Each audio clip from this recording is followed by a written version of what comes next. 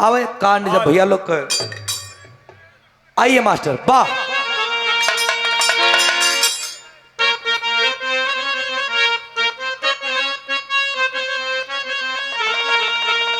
बिरहा में 4 लाइन भूमिका कवि जी लिखत बड़न कैसे मास्टर।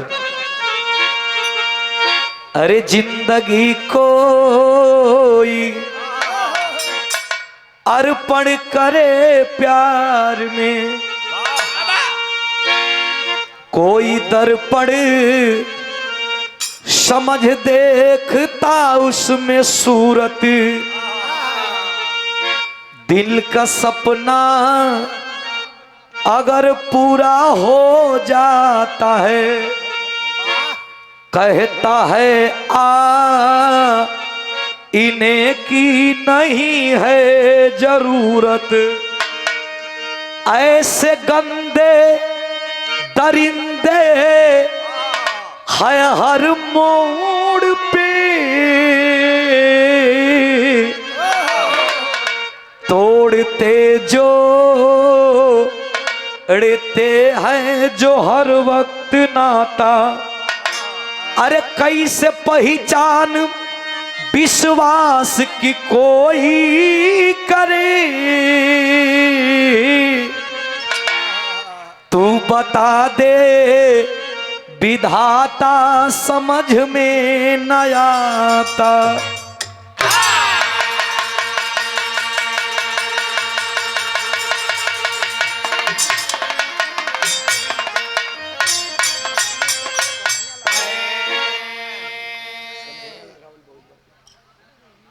जिंदगी कोई अर्पण करे प्यार में,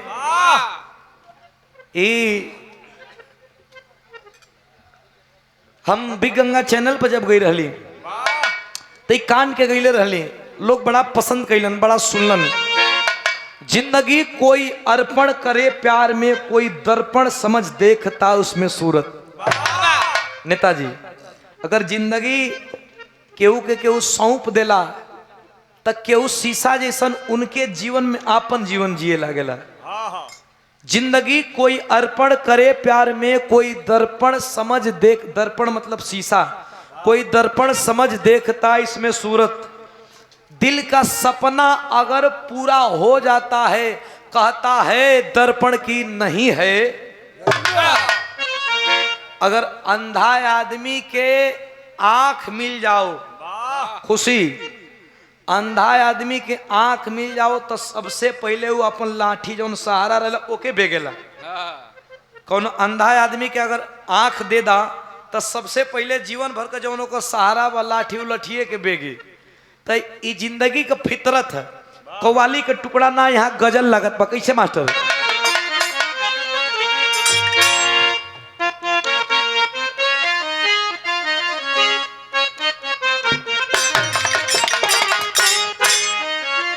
ओहे गजल बा बड़ा चल रहल कैसे। अरे किसने हिया लगावल बहुत बात नहीं खे, अरे नजरिया चुरावल बहुत बात होला। सनहिया लगावल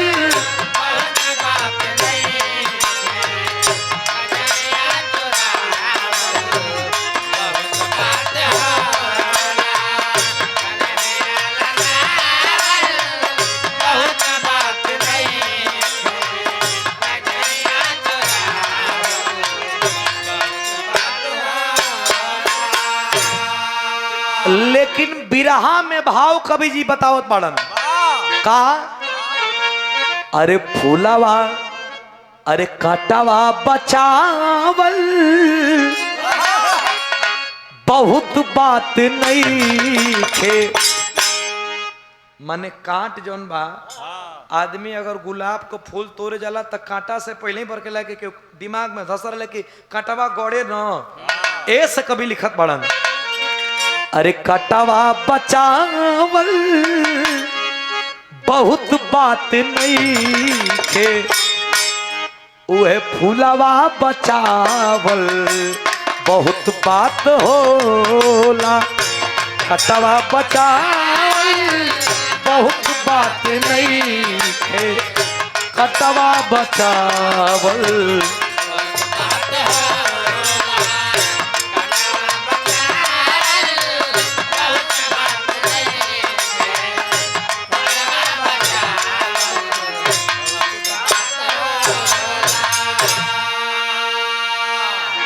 कटवा बचावल बहुत बात नहीं खे फुलवा बतावल बहुत बात होला। यही से नजम का लाइन लगल बा, कहानी शुरुआत बा कैसे मास्टर।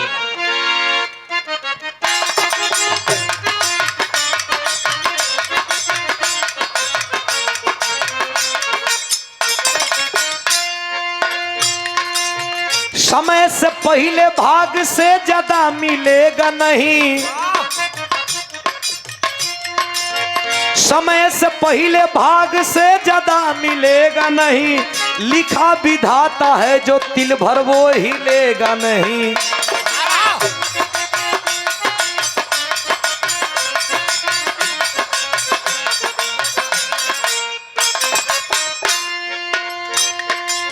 शहर लुधियाना से 35 किलोमीटर है, कहानी कहाँ का बा कहानी केकर बा कभी लिखत बड़न।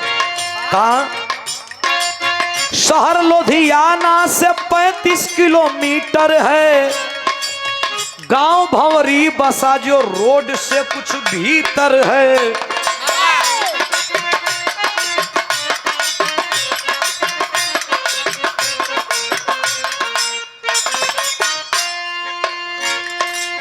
जाति के गुजर दीनदयाल दिन बिताते थे, जाति के गुजर दीनदयाल दिन बिताते थे, नौकरी अध्यापक थी बच्चों को पढ़ाते थे।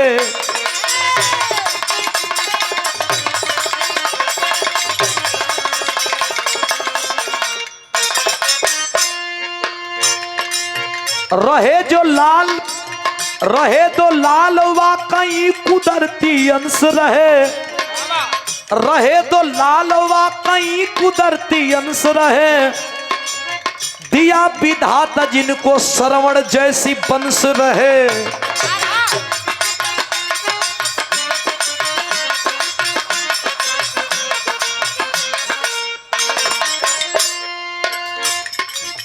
पढ़ाई गांव की पूरी किए दोनों भाई, पढ़ाई गांव की पूरी किए दोनों भाई, शहर में भेजिए पत्नी बोली है हरसाई।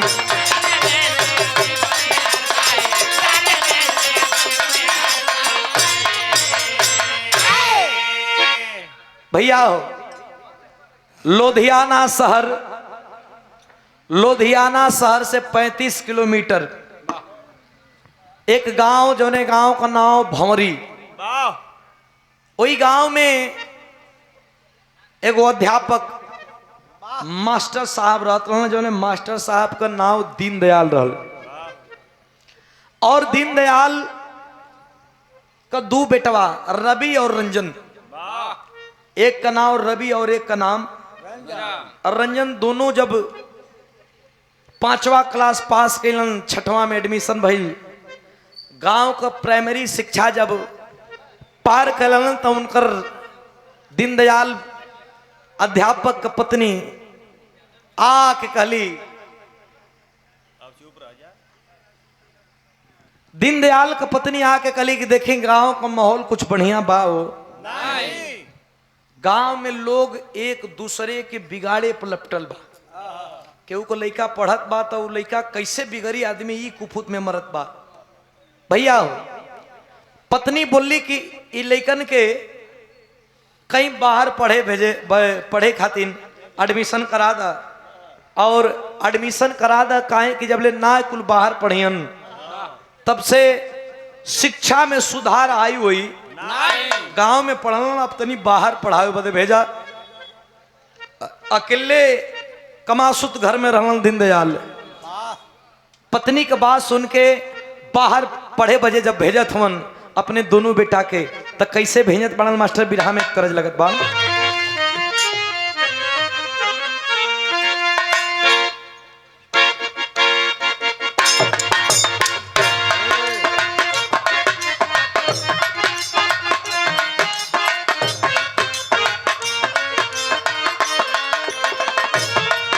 तमाम तमाम का गीत आई और भोजपुरी वाला तो हद कदल तू तो हद कदले मर्दे ए भैया ये भोजपुरी में तमाम तमाम प्रकार का गीत आई एगो बहुत पहले ही गीत आई रहल बड़ा चलल भी रहल कैसे तनी ठेका उठा चली ये चलल रहेगी पेनहल जींस पैंट हमारे ए हो करे जा पेनहल जींस पैंट हमारे ए हो करे जा किरकिरी को दिहलू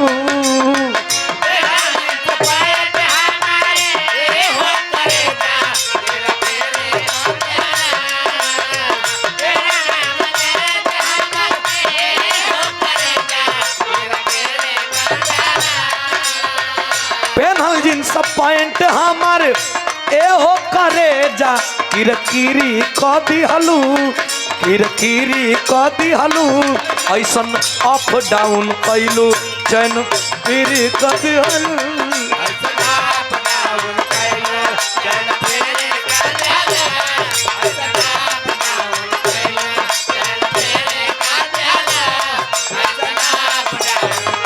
ए भैया ई कुल तो तरज बा लेकिन फरज पयावा बाबूजी मास्टर हमन मन में सपना अपन लइकन के केहू सोचेला कि हम 10 रुपया कमाता नहीं तो हमारा लइका 20 रुपया कमा 9 रुपया न कमा बाबूजी दोनों बेटवन के सेटल करावे लगन कैसे रबी एडमिशन लेके हो रबी एडमिशन लेके गईले मदरास दिल में आस जागल बा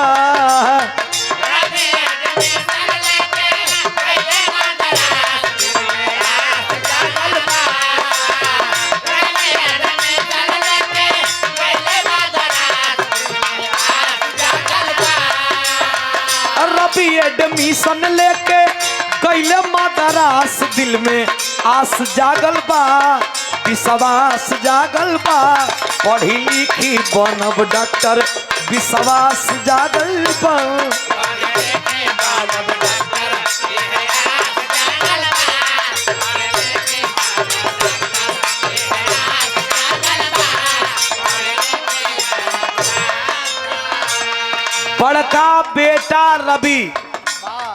बड़का बेटा रवि मद्रास में जाके और डॉक्टरी का तैयारी करे लगल छोटका बेटा रंजन का करत बा मास्टर ए हो छोटा भाई गईले कलकत्ता के सहरिया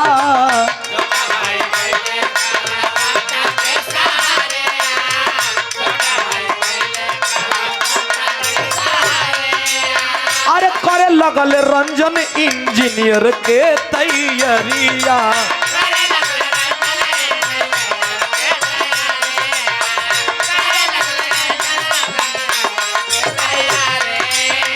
दोनों भाई पढ़े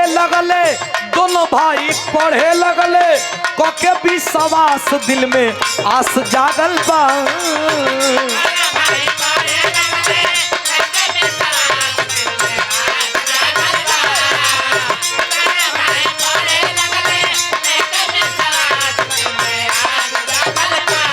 दोनों भाई एक भाई मद्रास में बड़का भाई मास्टर साहब को बड़का बेटा मद्रास में रवि जाके डॉक्टरी का पढ़ाई और छोटा बेटा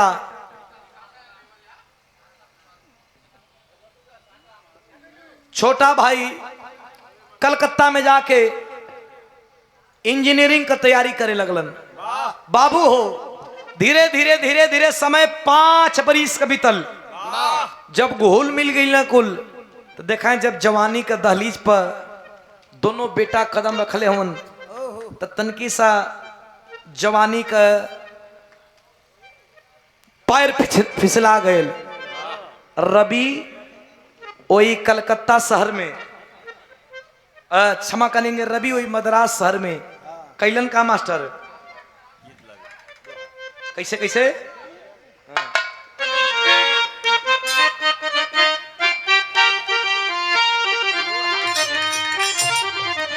और रवि मद्रास शहरिया में जो हॉस्टलवा में रहे, हॉस्टलवा से बहरिया एक मंदिर रहे जैसे राम जानकी मंदिर बा, वही मंदिरवा में रोज जाए घंटी बजावे पूजा फरा करे।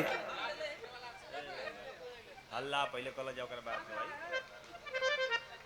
चला भैया का करके हमन को रोज रोज थोड़े आवे के वजह से आवे को बितावे के बा बिताई ले ले चली कोनो बात नहीं, रात बीत गेल तबो बीती जाई, हमन झगड़ा करे थोड़े आइल बन जे भैया। ए भैया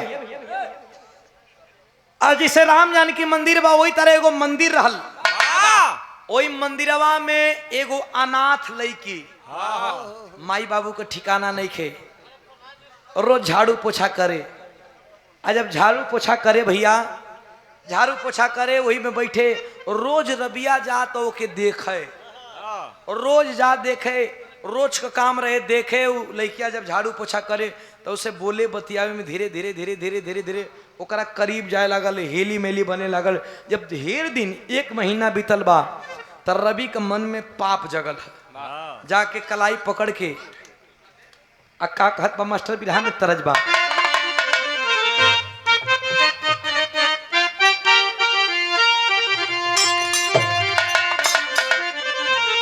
ओहे तरजिया बा, अरे मन करे सिलवट पे लोढ़ा से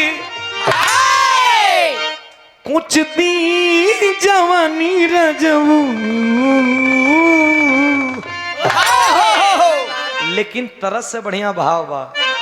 कैसे लड़किया के देख के आई लड़का बा, लड़की का नाम सीमा है, और लड़किया के देख के रबिया गट्टा पकड़ के कैलेश का मास्टर, अरे की जाने लू की देखी देख जियो तानी,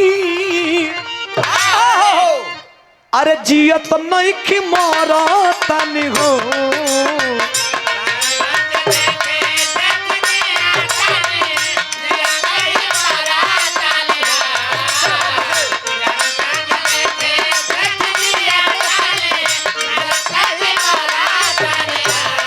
अनाथ लड़की मंदिर में झाड़ू पोछा करे, लेकिन ई रवि जाके गट्टा पकड़ ले हो। और कत बस सुनो लड़की, जाने लू की देखी देखी जिया तानी, जियत नहीं की मरा तानी हो, तोहरा प्यार में करे जा दिन राती, जवानी अपन जरा तानी हो।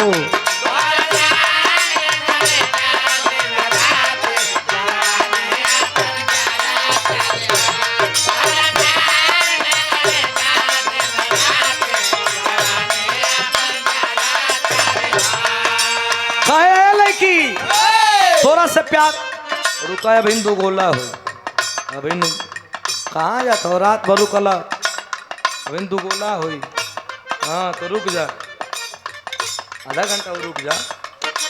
ए भैया लड़किया से कहे कि हम तो से प्यार करीला, अनाथ लड़की कलश के साहब तो हम बड़ बढ़ुआ हुआ ना, तो हम लोगन के रुपया पैसा होला, हमारा के बा आगे पीछे, हमार तो इज्जतिये धन, इज्जतिये दौलत, इज्जतिये गहना, इज्जतिये ओढ़ना, इज्जतिये बिछौना, अगर एक बार हमारे इज्जत में दाग लाग जाइए साहब, तो फिर कोनो दुनिया में कोई पूछे वाला नहीं खे। तू तोहार रास्ता अलग बा, तोहार माई बाबू पढ़े बदे जा भेजले बाड़ा न, हम तो अनाथ बानी, हमरे संगे कुछ ऐसा काम मत करा, तू अपन रास्ता ना पा।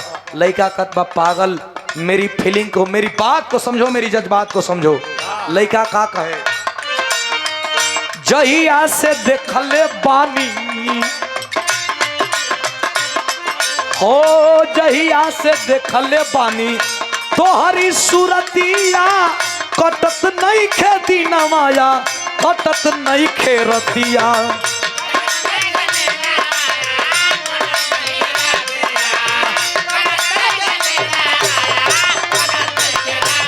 आप तो देखा अब लड़किया के ले जाके शंकर भगवान का पिंडी रहे, चौरा रहे, और इस शंकर भगवान का शिवलिंग पर हाथ धरलस, आई अपनो धदलस, कलश की क्या कहती हो कि मैं तुमको यूज करके छोड़ दूंगा, तेरा कोई नहीं है रे पागल, मैं तुम्हारा हूं।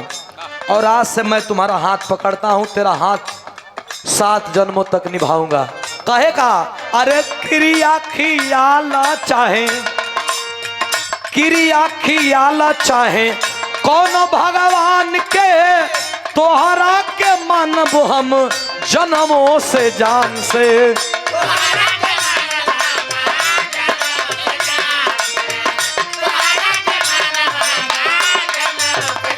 लड़की लड़की भोला जात, अरे भगवान के सामने क्रिया खियावत बा, नीक लगत बा, लड़का बड़ घर का बा। धीरे धीरे प्यार में फंसे लागल, मिलना जुलना होखे लागल। जब मिलल जुलल होखे लागल हो भैया, धीरे धीरे समय बीतल। एक दिन उ रवि कैलस का, अखिया मिलावा आवा कोरावा में, अखिया मिलावा आवा कोरावा में, काटो सोना चांदी रमिया। अखिया मिलावा आवा कोरावा में, काटो सोना चांदी रमिया।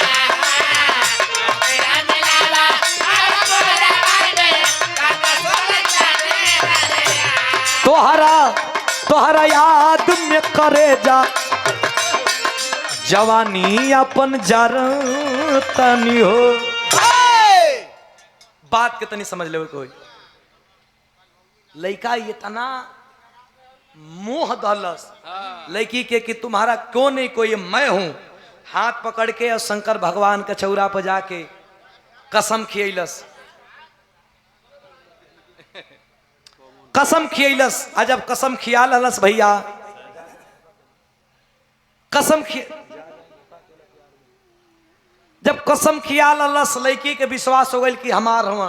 ए भैया सिंदूर से उ लड़किया का मंगिया टीक दलस। अब मिलना जुलना होखे लागल, मिलना जुलना होखे लागल।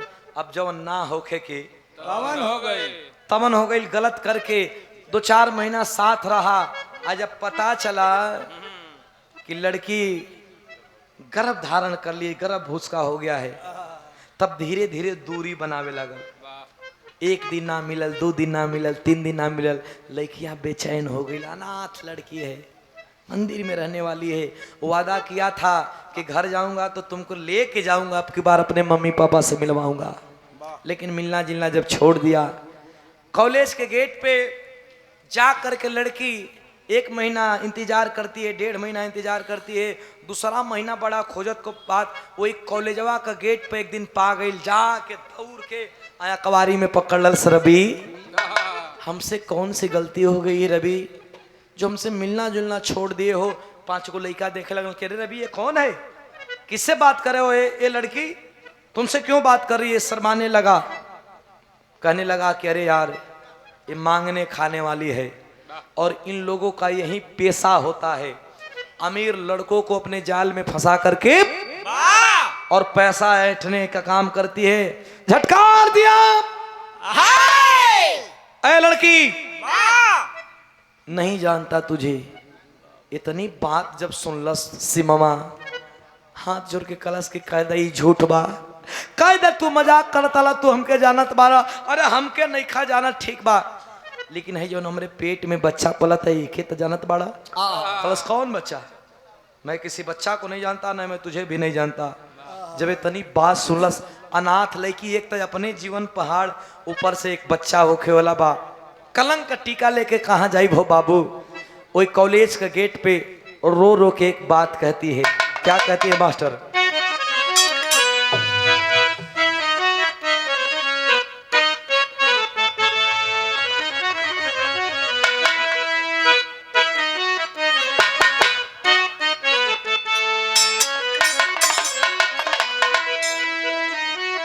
साधु जी धुन क्लियर कल भैया।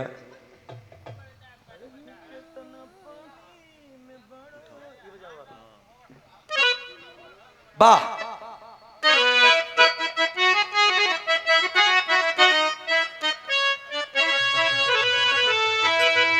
अरे कि कितना पानी में बाढ़ पहचान गईनी। अरे जा जा कलश की जा जा, अरे जान जान जान गईनी, अरे जान जान जान गईनी, अरे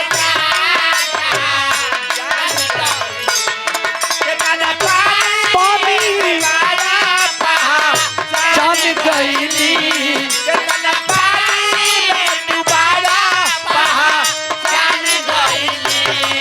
अरे जा जा जान गईनी, अरे जा जान। लड़की कलश के बाबू, अरे हमारा संगे जौन कैला तौन कैला, कहवा जाई कहवा जाई मुँह देखाई बोला के जान के,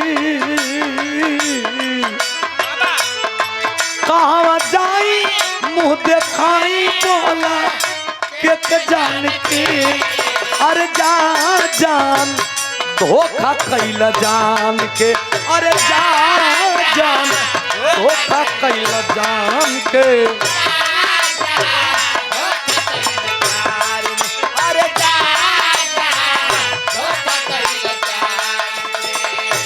रहली अनाथ धैला, अरे हम झाड़ू पोछा खा के जियत रहले, कौन काम कैला, अरे रहली अनाथ धैला हथवा में हाथो, कौन बा कसूर हमसे छोड़ी लेला साथो, कौन बा कसूर हमसे छोड़ देला साथो, कौन बा कसूर हमसे छोड़ देला साथो, हमके छोड़ दा, हमके छोड़ा तनी ताका अपना संतान के, हमके छोड़ा तनी ताका अपना संतान के, अरे जा जान धोखा कैल जान के, अरे जा जान।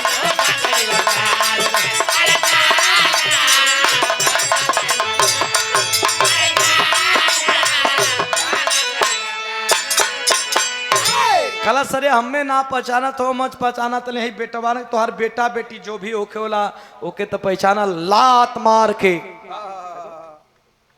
लात मार के, लात मार करके और कद दफा हो जाओ, अब तो क्या न घर का न घाट का केहू का ना भइल। अब रास्ता में चले लागल जौन की सीमा रहल, सीमा के कौनो उजाला नहीं खेलो कत, कैसे मास्टर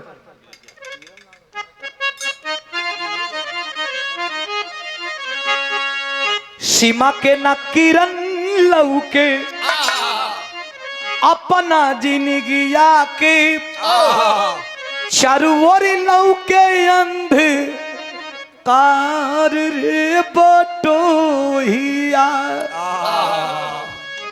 पेट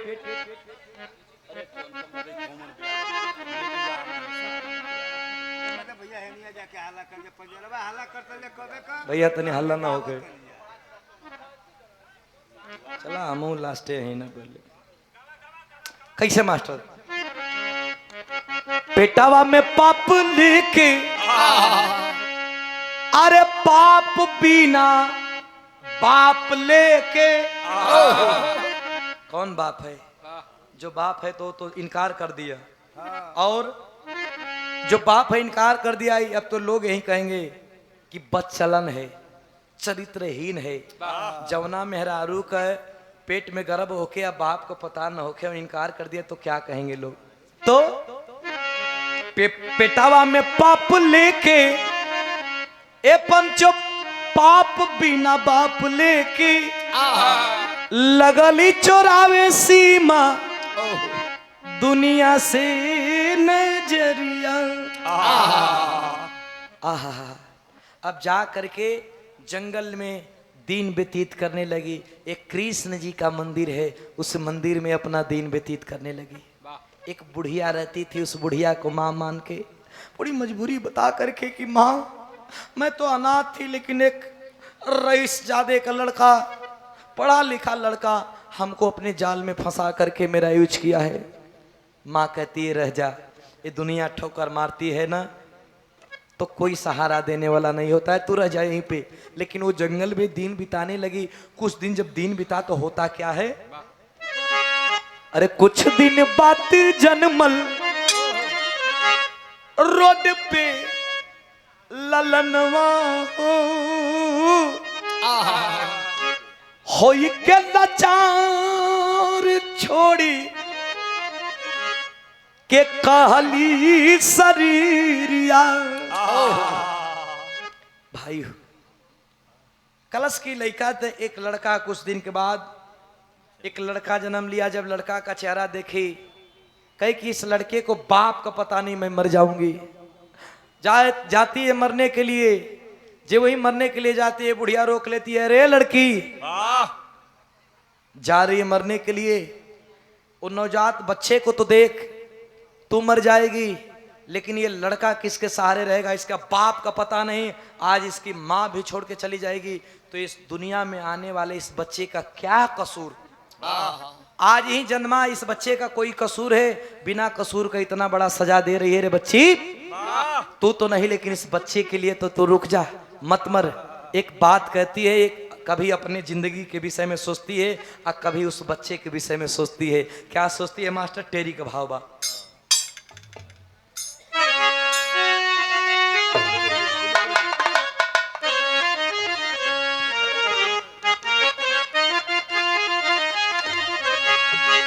बाप का पता नहीं खे लेकिन लड़की सोचत बिया कि माई के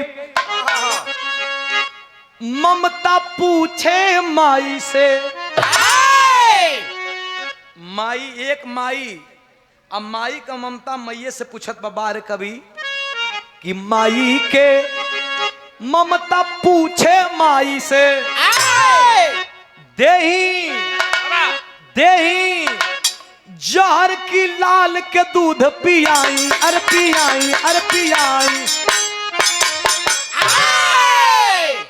देही जहर की लाल के दूध पियाई, माई के ममता धीरे धीरे दिन बीते लगल। जब दिन बीते लागल मास्टर, धीरे धीरे दिन बीते लागल तो बिरहा में आखिरी तर्ज लगत कैसे,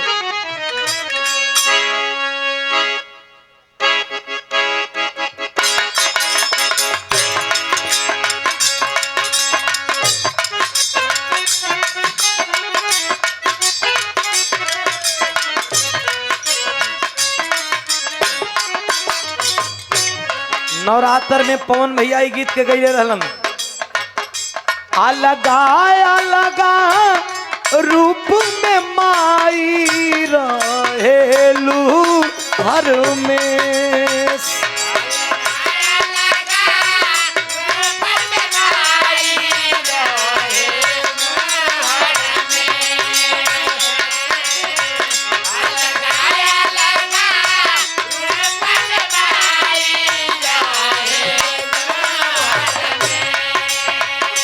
अलगा अलगा रूप में माई रहेलू हर में,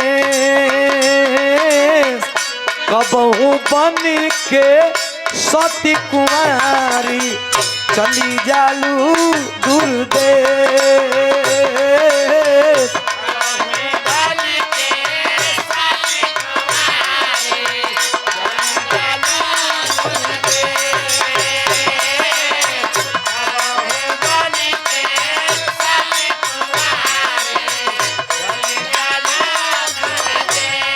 लेकिन रोवत बा लईकी, धीरे धीरे भीख मांगत बा, रोवत बा, का रोवे, बिना रे खेवैया जिंदगी के नैया परल बा मझधार,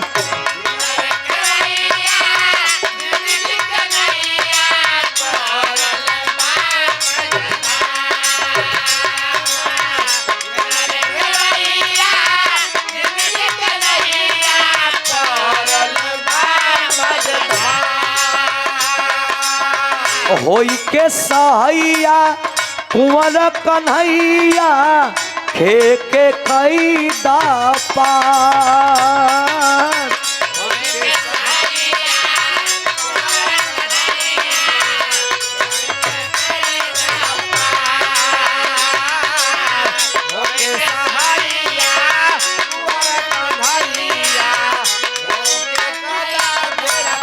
भैया हो, भीख मांग करके आकर के खाना बना रही है।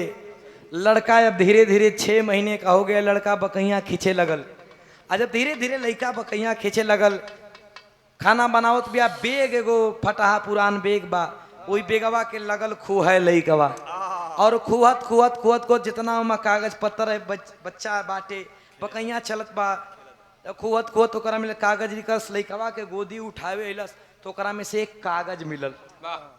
वो कागज में रंजन का पता रहे, मास्टर साहब का छोटका लइका का। रवि जब मिलत जुलत रहा तो उस समय पता बतेला कि एक मेरा छोटा भाई है, कोलकाता में इंजीनियरिंग की तैयारी करता है। जब देखलस पता, एक बाइक दिमाग चेंज भयल कि बड़ा भाई तो मुझे धोखा दे दिया, अब काहे ना लोहा का बदले लोहा लोहा के काटे। मन में विचार करके और कहने लगी कि बड़ा भाई मुझे धोखा दिया है तो इसके छोटे भाई को मैं धोखा दूंगी। पता ले करके और कुंवारी का रूप बना करके सिंदूर उंदूर धो के जो कुल रहे क के साड़ी फटा पुराना नया सूट पहन के वो एक औरत रूप बनाती है। रूप कैसन बनेले मास्टर?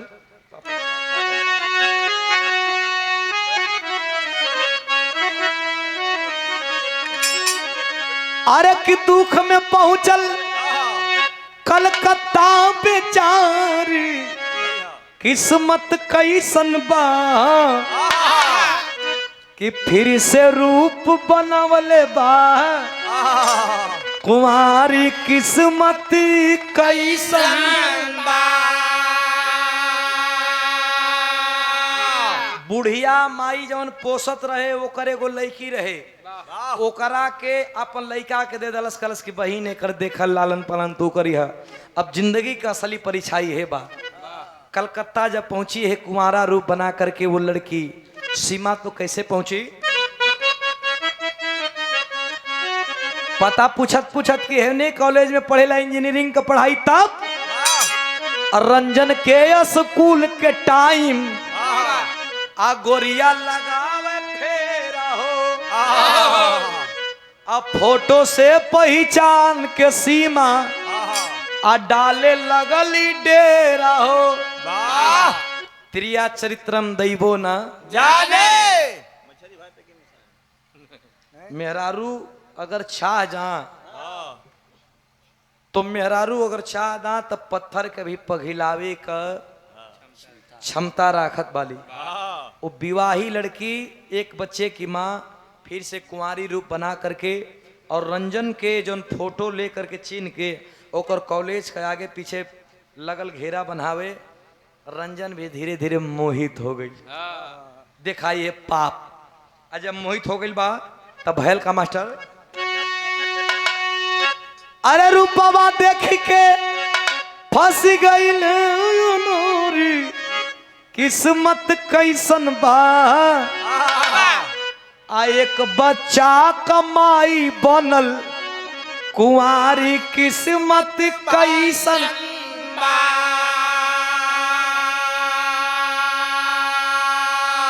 भैया हो, अब धीरे धीरे घेरा लगावे लगल, जाके पूछे लगल, हाल चाल करे लग। तो रंजन भी पूछने लगा तुम्हारा क्या नाम है? नाम बदलस कलस की मेरा नाम गुड़िया है और मैं यहीं कलकत्ता की रहने वाली हूँ। रंजन कलश की आप मुझे बहुत अच्छी लगती हैं। वो कलश की मैं आपको अच्छी लगती हूँ तो आप भी मुझे बहुत अच्छे लगते हैं। दोनों का नैना चार हुआ, धीरे धीरे मिलना जुलना हुआ। जे वहीं एक दिन रात में रंजन वो सीमा नामक लड़की जो गुड़िया बनी है उसके तरफ हाथ बढ़ाता है। कलश की खबरदार, मैं अपने आप को छूने नहीं दूंगी, मैं उसी शर्त पे तुम्हें छूने दूंगी जब मुझसे तुम शादी करोगे, और शादी भी ऐसे वैसे नहीं, कोर्ट मैरिज करोगे तब कर छूने दूंगी। कस कि इसमें कौन सी बड़ी बात है? मैं तुमसे प्यार करता हूँ और तुमसे प्यार करता हूँ तो कोर्ट मैरिज क्या, कोई भी मैरिज करने के लिए तैयार हूँ। रंजन सुबह जा करके दोनों लोग बालिग हो चुके थे, कोर्ट मैरिज किया और कोर्ट मैरिज करके इसी कलकत्ते शहर में रहने लगा। घर पे नहीं बताता है। आज जब घर पे नहीं बताता है, घर से टेलीफोन आता है कि भाई घर पे जल्दी आ जा क्योंकि रवि की शादी पड़ने वाली है। भैया हो, रवि की शादी पड़ने वाली है। रंजन बोला अपनी वाइफ से, गुड़िया जो कल की सीमा थी आज गुड़िया बनी है, बोला कि इससे अच्छा मौका कोई नहीं हो सकता, तू घर पे चल। मम्मी पापा को मैं गिफ्ट दूंगा, अभी नहीं बताऊंगा। एक तरफ भैया की शादी हो रही होगी, एक तरफ मैं भी तुम्हें दुल्हन बना के लेके जाऊंगा, कितना अच्छा लगेगा। ये तो चाहते रह कि जाई कबो को बिलार का भागे शिखर टूट जाला। भैया हो, कस की चलिए मैं चलूंगी। चलती है, जब उसी लुधियाना शहर के तरफ जाने का तैयारी हुआ तो आल्हा का भाव कैसे मास्टर?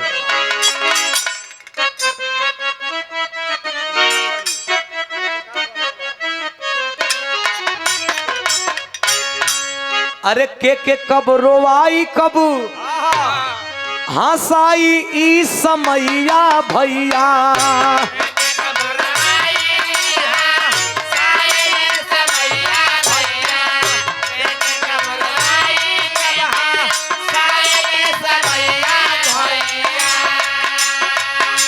केहू नहीं जाने खाली जाने करतार।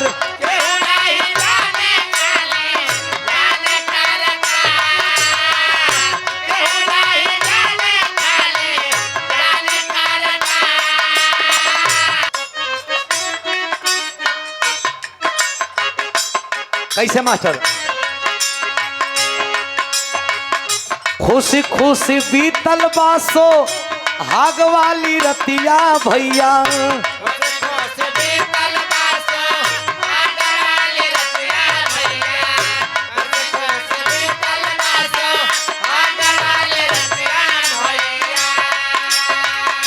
भैया को शादी रंजन परल बा हमार।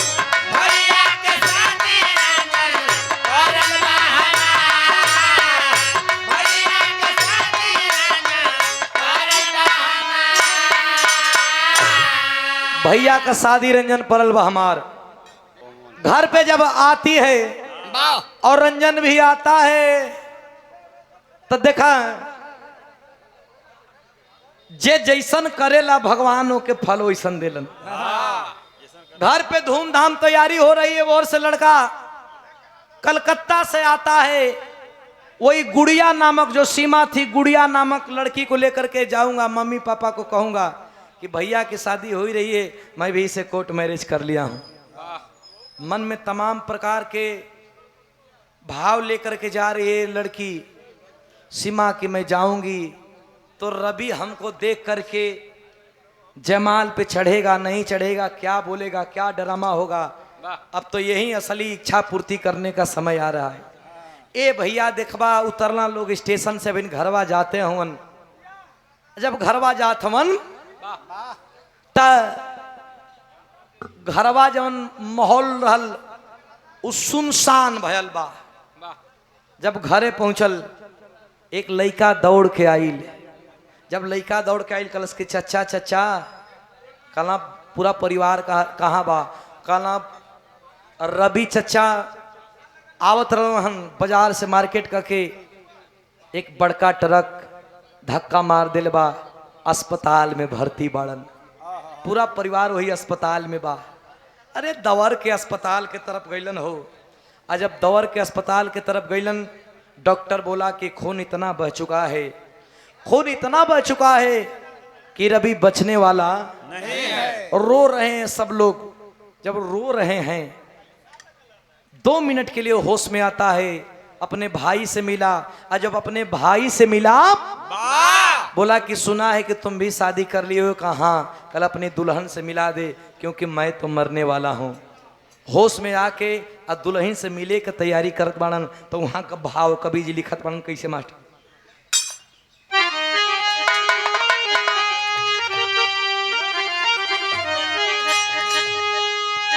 जब देखलन कि सामने रवि मरने वाला है और दुल्हन का नाव पर सीमावा आई, हक्का बक्का हो गई। कलश की के कलश ये ना मर दुल्हन है। सब बात के समझ गए कि ओ बात यहाँ है कलश की भाई एक तकलीफ रहेगी मन में। क्या तकलीफ रहेगी मन में? होश में आवते रवि कहल बिला खाई के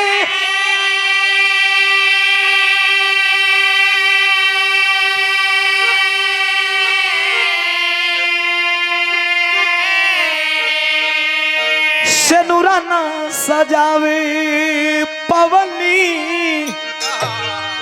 ये बचवा हम तो जाते रे लेकिन सेनुराना सजावे पवनी। अरे हम तोरा भौजाई के सेनुराना सजावे पवनी।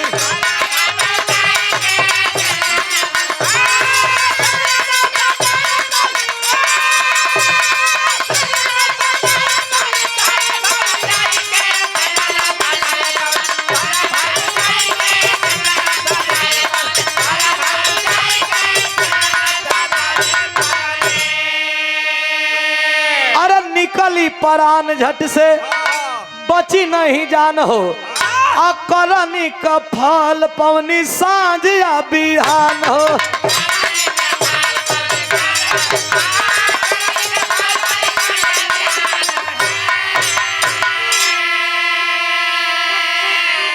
अरे नीक कैला रंजन नीक कैला रंजन शादी यही सीमा से रचाई के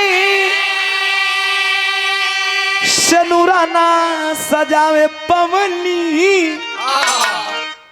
कलश के हम तब मर जाई बेकरा संगे बड़ा घात कैली सीमा संगे बिहवा करके तू नीक कैला रंजन। कलश की सीमा के कलश से कहा ना सीमा कलश सीमा ना इनकर नाम गुड़िया है। कलश की तू ना जनबा हम प्यार करके एक बच्चा की माँ होने वाली थी एक बच्चा होने वाला था मैं धोखा दे दिया मैं मर गया उसी का फल है मैं मरने वाला हूँ। अब तू शादी करके बढ़िया कैला बाबू आ करके सीमा और रोने लगी। रंजन भी रोने लगा कि कैसी मोड़ पे जिंदगी हमारे परिवार की आई है। मेरे भैया जिसको धोखा दिए वो एक बच्चे की माँ हमसे मोहब्बत करती है और जब भैया के घर पे आते हैं हम लोग तो हमारे भाई भी साथ देते हैं। तो करनी का फल सांझ या बिहान में खुशी। आज के प्रवेश में आंख बंद करके आंख खोल के केहू पर विश्वास करे लायक। आंख से देखल चीज भी झूठ हो जाई कान से सुनल चीज भी झूठ हो जाई। तो ऐसे आजकल फूंक फूंक के कदम रखे के बाद आखिरकार बाबूजी वो लड़का अपने दम को तोड़ दिया। छाती से लपेट करके सीमा भी रोने लगी दोनों भाई बहन रोने लगे। जब रोने लगे तो होता क्या है गुरु बिहारी गुरु गुरु राम लाल गुणकारी स्वर्ग गए चंद्रिका कवि बच्चन जी बने पुजारी।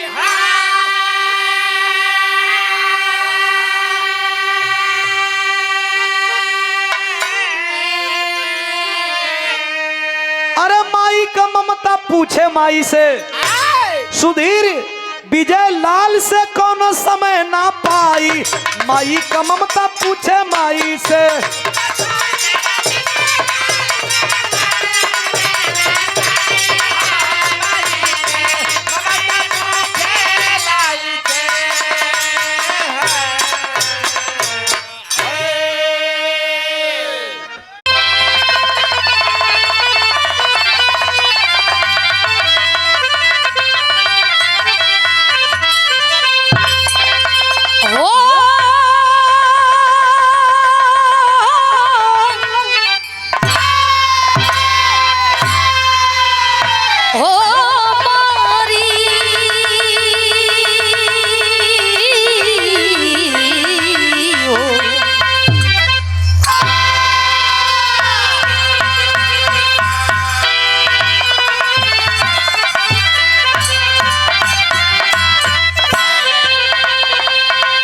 बिरहा के सुनवैया लोग यहाँ बैठल बानी आप लोग एक एक लाइन पर गौर करब जा।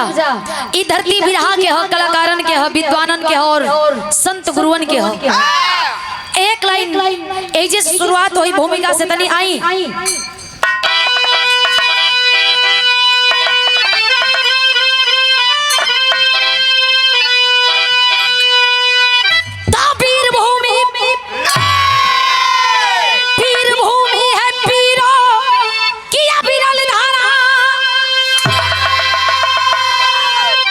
वसुंधरा पे आए विमल कृष्ण रामा, कहीं राणा शिवा कहीं आला भूदान, कहीं वीर लोरी कहीं रुस्तम गामा, जिस भारत का डंका बजा विश्व में, जय हिमालय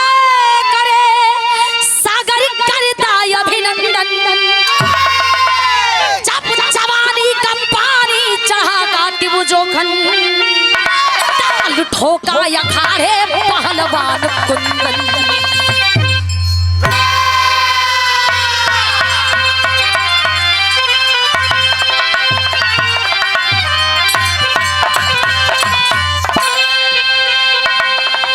अरे जब जवानी का पानी चढ़ा कातिब जोखन, ताल ठोका या खाड़े पहलवान कुंदन। धरती के लोग विश्वगुरु मानेला, विश्वगुरु ई धरती पे लोग विदेश से आके तस्वीर खींच के लेके जाला। कल भगवान के पास कड़कड़ में बा, यहाँ पत्थर के लोग तराश के मूर्ति बना के और वो मूर्ति में विश्वास जगा के श्रद्धा से पूछ के मनवांचित फल भी पाले बेला। उहे भारत हो जैसे यहाँ महाराज जी स्वामी जी विश्वगुरु इसी धरती से हैं, वैसे इसी धरती से फिर लोरिक आल्हा उदल रुस्तम गामा और उद्धम सिंह भी थे, जिनकी इतिहास दुनिया गाती है। अगावे के पड़ी इतिहास कारण के इतिहास गावल ही जाला।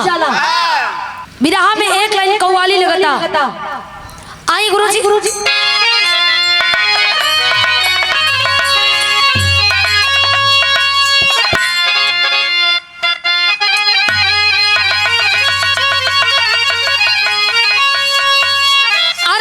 सच्चिदानंद भगवान कृष्ण जी जब अपन बांसुरी के बजाई देते रहे, लोग व्याकुल होई के एकदम वही मधुर बानी के सुने के ओर भागे जाए।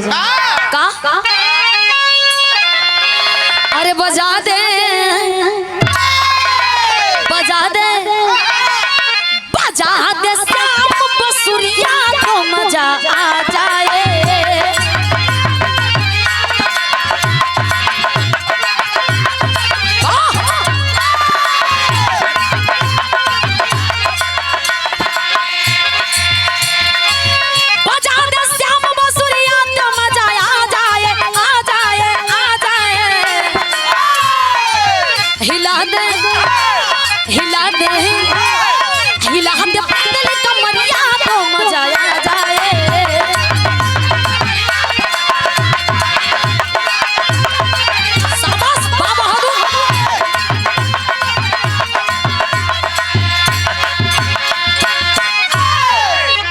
लेकिन भाव देहल गइल कहल जाला कि बीरन के बिरताई ओकरे खून में होले, बीरन के बिरताई ओकरे खून में होले। कहीं पेड़ पर नाही फरेला आ नाही कहीं दुकान में बेचाला। कैसे यह पीर भाव हो। अरे बचा ले बचा ले बचा ले साना अपनी मिट्टी का मर्द कोई।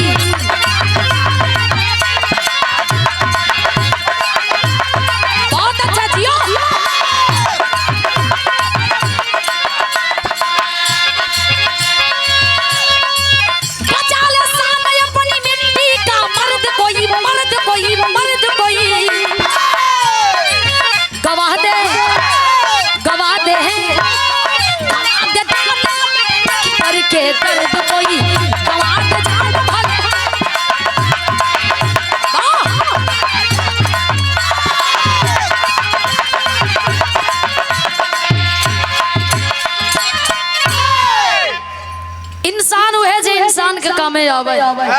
मुसीबत में जब इंसान पड़ेला देख इंसान ही इंसान के उबारेला। इंसान होना जे मुसीबत में देख के मुंह मोड़ लेवे। कहो अरे बनला के तो सबे साथी होला, बिगड़ला पर समझ में आवेला कि के कितना साथ देत बा। उड़त पंछी के सब सहारा देला, लेकिन बिना पंख के तनी सहारा बन के देखा। हमेशा वो इंसान याद रखी। कहो ऐसे से बिरहा के शुरुआत होत बा।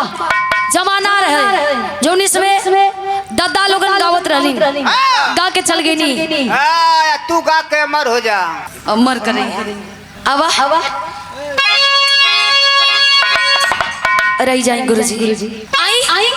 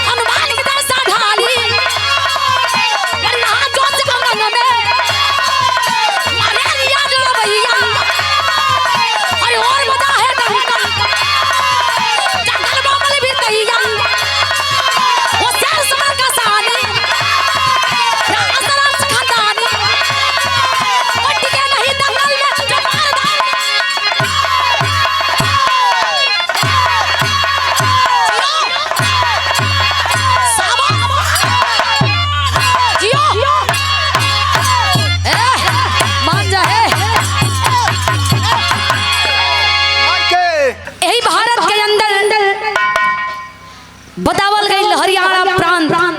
वही हरियाणा प्रांत में अंबाला जिला, जौना जिला में गवई इलाका, जौना गांव का नाम बीरबांगड़ा बतावल गई। वही बीरबांगड़ा गांव में एक छोटा सा परिवार रहल।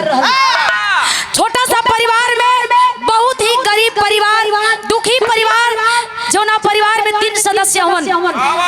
पहला सदस्य विधवा माई जिनकर नाम कुंती बतावल गई, और 2 औलाद हवन। पहला संतान बेटवा जेकर नाम कुंदन बतावल गई, और दूसर का संतान बिटिया जेकर नाम अंजू बतावल गई। ए भैया बड़ी गरीबी में गुजर बसर होत बा। बाबू के ना रहला के बाद माई दूसरा के घरे में जाए के झाड़ू पोछा चौका बर्तन करके आवे, जौन मिल जा वही से बेटवा बेटिन के लालन पालन होत हो। ई फटाई लुगरी पहिर के देही पर माई रात दिन मेहनत करत बिया कि बेटवा बेटियन के जिया खिया के बड़ा कई दे। लेकिन एक अरमान भी सजौले हिया कि जा दिन बेटवा हमार बड़ा होई ई देश के खातिर सौंप दे, ई देश के खातिर सौंप दे। बाहर माई के करे जा, ई हर माई के अंदर होके के चाहिए। माई सपना पल हिया कि बेटवा जा दिन हमार बड़ा होई ना, ओ दिन बड़का पहलवान बनाई। एक दिन समय बीतल हो, धीरे धीरे धीरे धीरे धीरे 24-25 साल बीतल। बेटवा नौजवान हट्ठा कट्ठा हो गए कुंदन। एक दिन माई खाना परोसले बिया, परोस के अलिया के बेटवा के देहलस, आचरवा से हवा हाके लगल। हकत हवा कलस के एगो मनवा में इच्छा जागत बा, कह दे का कुंदन कलन की माई एगो ना 1000 बात कही डाला। माई कहत बिया कि हम सोचत बानी कि जैसे ही दुनिया में नाम कैलन गमा पहलवान। ए भैया माई अपने बेटवा से कहलस कि दुनिया के सबसे बड़ा पहलवान जैसे गमा रहलन, वैसे तोहू के पहलवान बनावत चाहत बानी। मुहवा में अन्न करने वाला अखिया डबिया के भर गई, झरझर झरझर डोर गिरे लगल। कलन माई ई तू का कह देलू माई, तो के लागत है कि स्थिति में हम पहलवानी लड़ पाई। माई कलश की भइल का बा, कलश कुंदन की माई इतना जोगा के एक मेरा भोजन नसीब होला। कहियो कहियो तो चूल्हा भी उपास कर जाले माई। तू कहत बड़ू पहलवान बने के। माई कलश के रे पागल, हमेशा पंख से उड़ान ना भरल जाला। अरे हौसला के उड़ान भर, हौसला के उड़ान वो होके के चाहिए जे कि कैद पंछी अगर पिंजड़ा में है तो पिंजड़ा सहित लेके उड़ जाए, चट्टान जैसन सीना लेके। माई कलश आज से 4 गुना मेहनत करब नाही मत करी हा। कुंदन कलश ठीक बा, रियाज करे जाए लगले, अखाड़े पर रियाज करे जाए लगले, जहाँ खड़वा पर 100-200 पहलवान लड़त हो। वहीं जाके गुरु लोगन के सानिध्य में रह के और पहलवानी विद्या सीखे लगल, सीखा लगल। धीरे धीरे धीरे एक दिन माई कहत बे का कलश बिरहा में गीत लगल।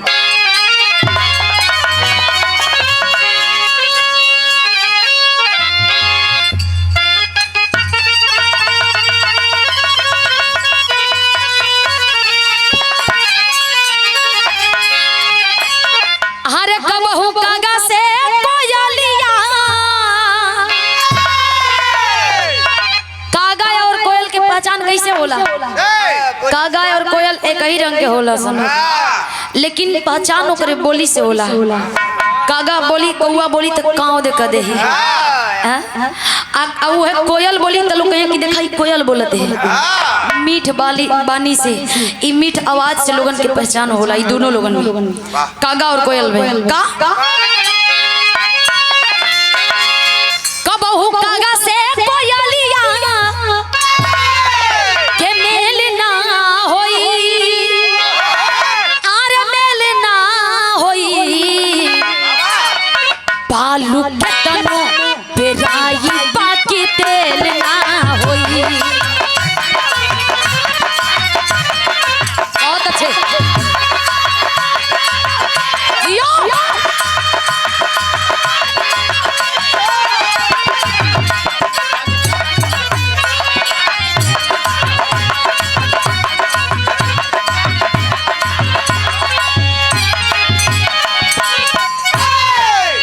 केतनो पीस देबो वहां से पराग ना निकली, यानी सुगंध ना आई।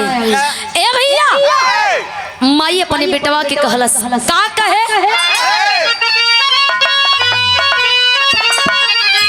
अरे लाल दगिया न लागे, लाल दगिया न लागे, लाल दगिया न लागे खानदानी में, अरे यही रानी में नाम करिहा ये बेटा पहलवानी में।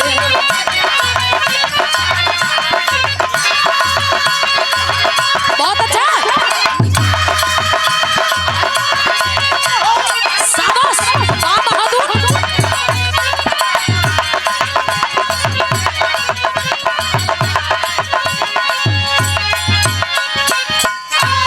नाम करिहा ये बेटा पहलवानी में, ऐसा पहलवान मत बनिया कि लोग कहे कि गांव में एगो लड़का है तनी मनी रियाज वाज करेला।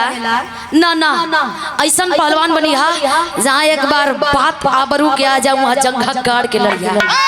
फक्र से ही माई कहे कि हम कुंदन के माई है। वाह वाह, देखा एक बात के ध्यान धरावत बिया का,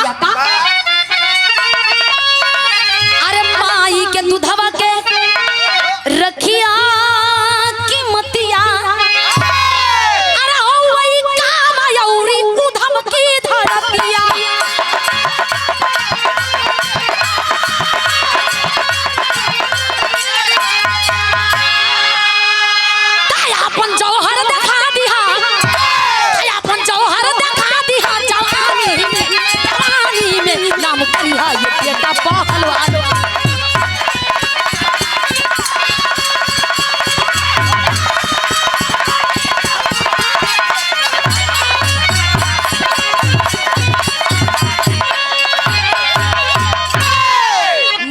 ये बेटा पहलवानी में माई दूध का क्रिया दे दिया।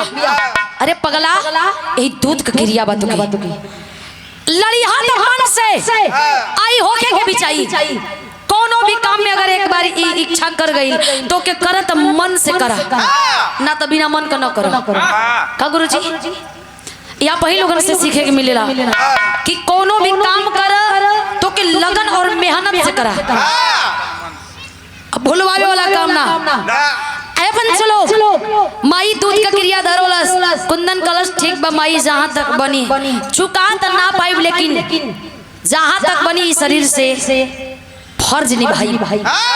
भैया एक दिन खड़वा की ओर जाए कि कलन कुंदन के लेट होता है, अंजू तनी पानी दे तू। दौड़ के बहनिया पानी लेके आवत बिया, मटका से ठार के मट्टी का बर्तन हल्ले के आवत बिया पानी। जैसे ही थमावत बिया हाथवा से गिलसिया छूट गई, पनियो ना पी पैलन बेचारे। कुंदन देखलन बहनिया चक्कर आइल, गिर गई आंगन में, दौड़ के उठौले हुन, उठा के गोदिया में लेके बहनिया के जगावे लगलन। बहनी ए अंजू रे जाग पगली, हमके जाए के लेट होता नहीं खे बोलत अंजू। सोच गइलन लागत कि कमजोरी उमजोरी भइल बा। आनंद फानन में हॉस्पिटल ले जाके भर्ती कैलन। हॉस्पिटल भर्ती कैलन तो डॉक्टर यहाँ लंबा इलाज के सलाह देत बड़न कि तो बहनिया के लंबा इलाज चली। तब ठीक बात तू इलाज करा, माई एकर ध्यान रखी, हमरा के कुछ और करे के बा। ध्यान वही, फोकस वही पहलवानी पर बा, फोकस पूरा पहलवानी पर बा। बहनी हॉस्पिटल में ही इलाज जारी बा डॉक्टर के द्वारा, लेकिन यह फोकस अपने काम पर बा। आई विरह में गीत बदला था, तनिक सा कहानी मोड़ ले।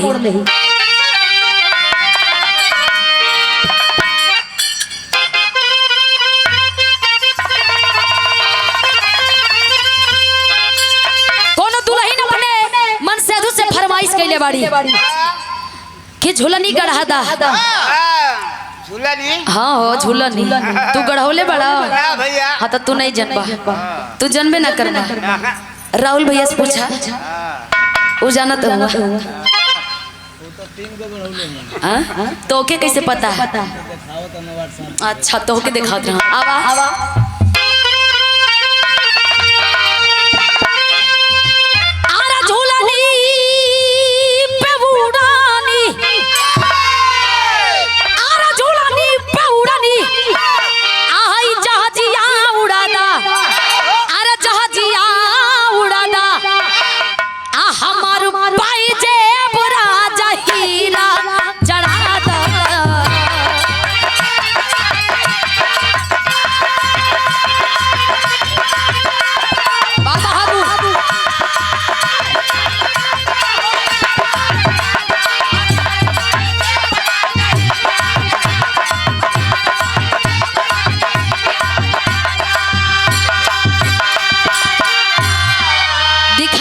तनिक सा कहानी मोड़ लेत बा।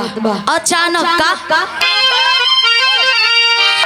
अरे नाम यही भारत में, अरे नाम यही भारत में के बा पहलवानमा, अरे के बा पहलवानमा अंग्रेज होल्ड हो या के कैलस ऐलानमा।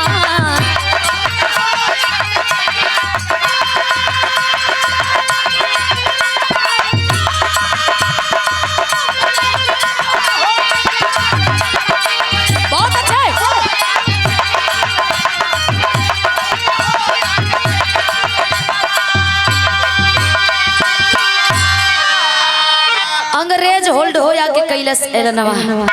ए भैया विलियम होल्ड पहलवान आकर के ऐलान किया है लंदन से भारत के पहलवानों को, है कोई माई का लाल तो आके हमसे पंजा से पंजा मिला ले। खबर छपवावल गई, अखबार द्वारा पेपर पत्रिका द्वारा खबर छपल, विश्वव्यापी भइल। हर जिला, हर कस्बा, हर टोला, हर मोहल्ला, हर दरवाजे तक पहुंच गई। आज जब पहुंचल बा धुआंधार खबर, पट्ठा पहलवान जब सुनले हो कि लंदन से फिर कोनो आइल बा, दौड़ले बा। सर जब मन करे मुंह उठा के चले आवत हुआ तीज पहुंचावे। करे डब्बा का दूध पिए वाला सारे तुरंत इतना जोर बनले हुआ सो यहाँ देसी गैया का भैंसिया का दूध पिएला आदमी आई जंगलवा में दू के आ फिर छोड़ दिया जाली। अनेकों जड़ी बूटी का सेवन करेली का गुरुजी। ये आदमी कितना दहाड़ी। अच्छा गुरुआइन अनेक जड़ी बूटी के। अच्छा अरे तो काहे गुरुआइन बजात हुआ।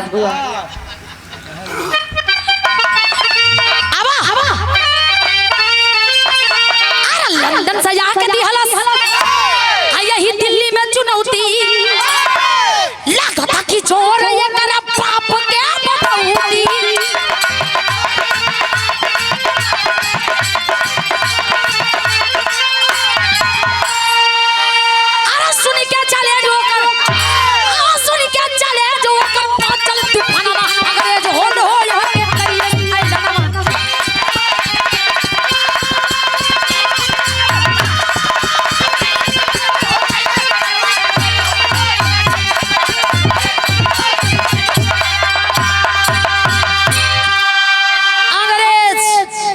आके लंदन से अपने भारत की राजधानी दिल्ली में ऐलान किया है कुश्ती के लिए।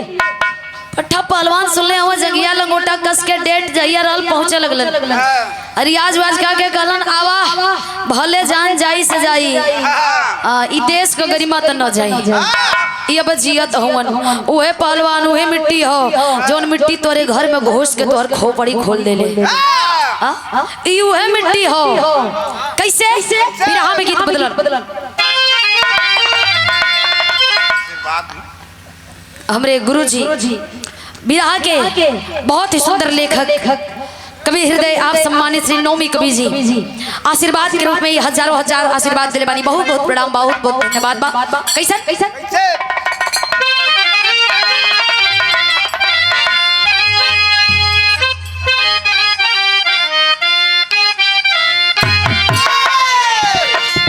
देखा ये गीत में भगवती के भी पास हो।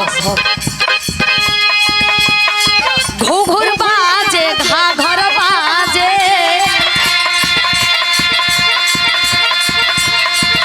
अरे घुघुर बाजे घाघर बाजे अरे यहुर बाजे करता रहो अरे नव सव जोगी मंगलकार नव सव जोगी मंगलकार से बिरतिया आयो अरे नव सव जोगी।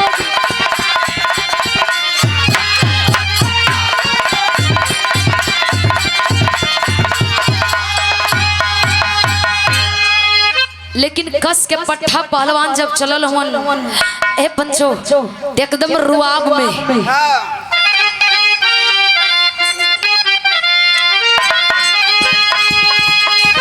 अरे सुनी के चुनौती चैलेंज बहादुर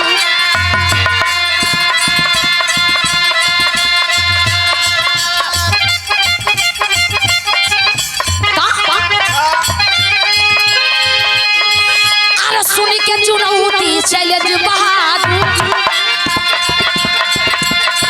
अरे सुनी के चुनौती चैलेंज बहादुर अरे दिल्ली दरमयान हो अरे कैसे दे सके गरिमा जाए कैसे दे सके गरिमा जाए और पीड़न के अनो अरे कैसे दे सके गरिमा जाए।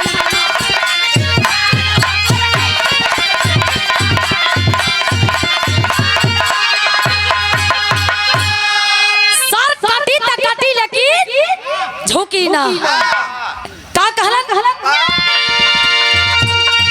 अरे चाली माहौल से होई लड़ाई अरे दंगल में आज था लग जाई अरे लड़ावैया पठाए गया अरे नामी पहलवान हो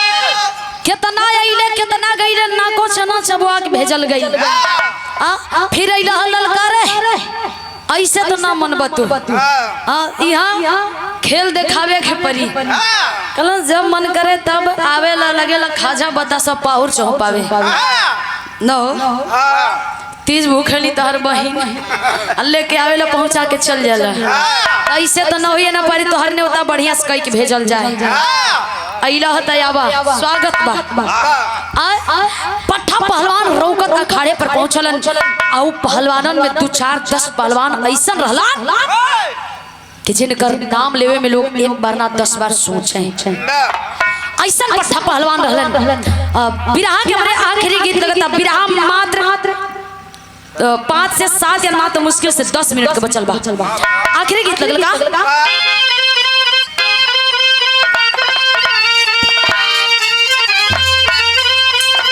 कोनो मेहरारू के मरद नशेड़ी मिल गई बहुत बढ़िया भयल बहुत बढ़िया भैया तो तू कहे ना पिएला नहीं भैया हम नहीं खाली जिएला ई ना पिएलन तनी एक आदि मार ले अब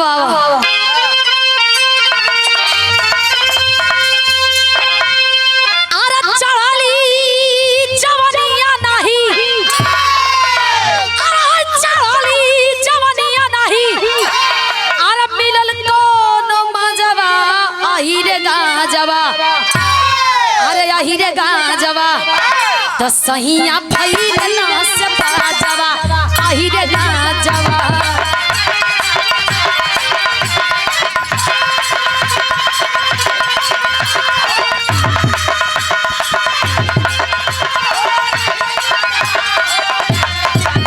सहिया भइल ना से बाजवा आही रे गाजवा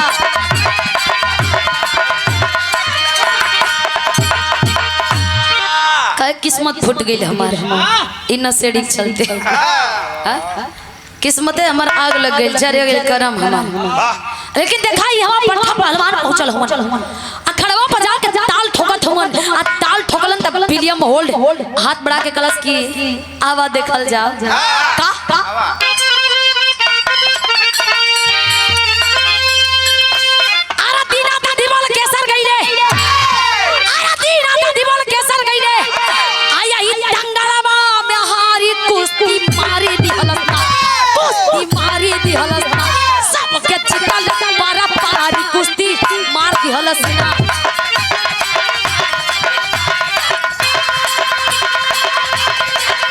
जियो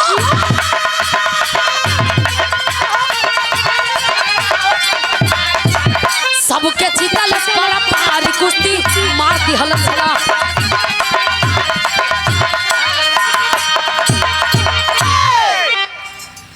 दधिबल केसर बड़का बड़का पहलवान जाके अखाड़े पर हाथ मिलौलन हाथवा मिलावत मिनटों सेकंड ना लगे कि चुटकी बजावत बजा के तुरंत साइड करे लगे कि रियाज करावत बा आवत तोहरो के रियाज करा दे हटावा साइड करा जाए इतना लोगन के हुजूम जुटल बा लोग हाथ पे हाथ रख के सोचने लगे कि अरे बाप रे बाप माहौल बदल गई आखिरकार इस देश का गरिमा दाव पे लगल बा बचाई से बचाई कैसे बची कोई वैसा लोगत ना बा पहलवान जे रहल का गई अब होई का अंग्रेजवा बार बार आके ताल ठोक के कहे कि हमरे सिर पर ताज पहिरावल जाए जीत के और नहीं तो जे होखे हुआ के फरिया लेवे जे होखे हुआ के फरिया लेवे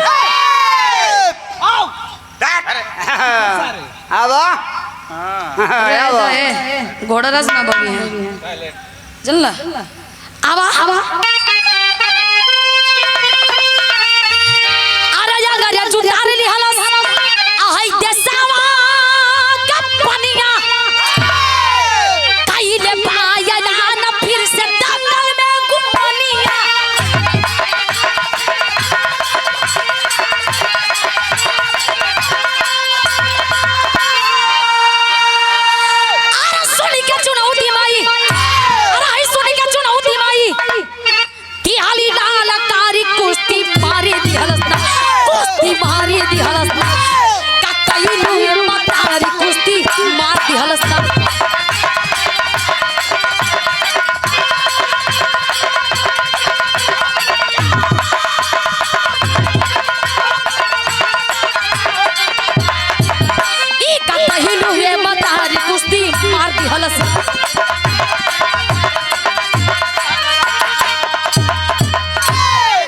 बुढ़िया माई वही कुंदन के खड़वा पर लेके पहुंचल रहल ए बेटवा गौर से देखिया कि केवने पहलवान के कौन दाव मशहूर बा पहलवानी ताकत से कई जाला लेकिन ओकरो खातिर के प्रेजेंट ऑफ माइंड चाहेला केकर कौन दाव मशहूर बा अगर ध्यान से दाव पेच देख लेला ताधा तो पहलवान देखिए के बन जाइबा माई कर ध्यान से देखिए कौन पहलवान केकरा के कैसे पटकता कलश ठीक बा माई ए हर बार बार अंग्रेजवा ललकारे बर्दाश्त ना कैलस माई बुढ़िया कोई आगे आवत ना हाथ पे हाथ रख के कहे के जाई जान देवे मारा थब्बे मरवत लगत है कि खून फेंका के मुआई दे कोई जाए नहीं माई जाके अखड़वा पर सोटा लेके आ खड़ा भइल कलश के अरे लानत बा ऐसन जमाने पर अरे लानत बा ऐसन जमाने पर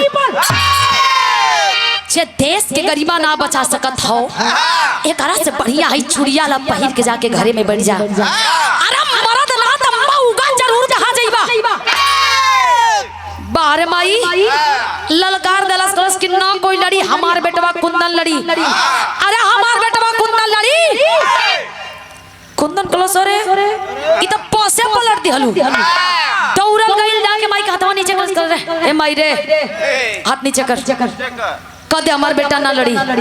माई कलस काहे रे काहे ना लड़बे देखा माई कुछ माई लोगन का हम सबके ना कहब लेकिन लोग सोचेला हम कोई के फोकस नहीं करत लेकिन लोग सोचेला कि भगत सिंह हमारे घर में न जन्मे पड़ोसी घर में जन्मे।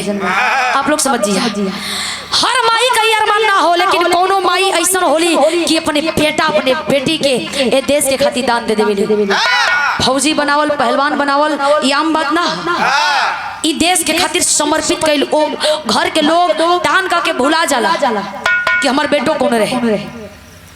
माई कहलस की करे अरे हम त ना जानत रनी है कि तो के कायर पैदा कइले बनी हम त जन्नी है कि एगो बेटा शेर पैदा कइले बनी जो लड़िए लड़ के मर जाइए फिर हमरे सामने मुंह मत दिखाइए।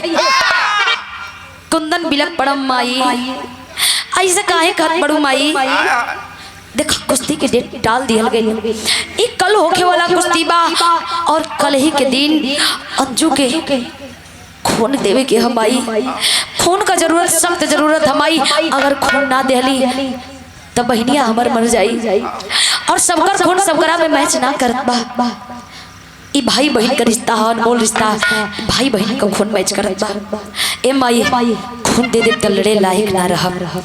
माई का कहत बे यहाँ बिरहा में एक विदेशी लगत बा